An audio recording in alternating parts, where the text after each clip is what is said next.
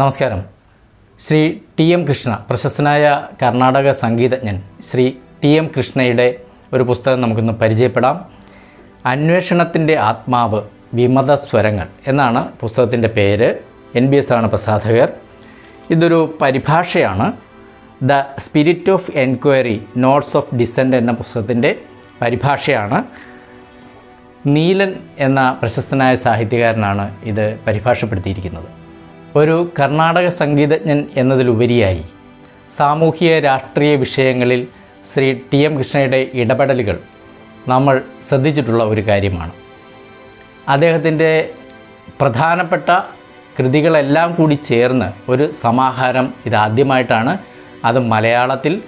അന്വേഷണത്തിൻ്റെ ആത്മാവ്, വിമത സ്വരങ്ങൾ. വായിക്കുക.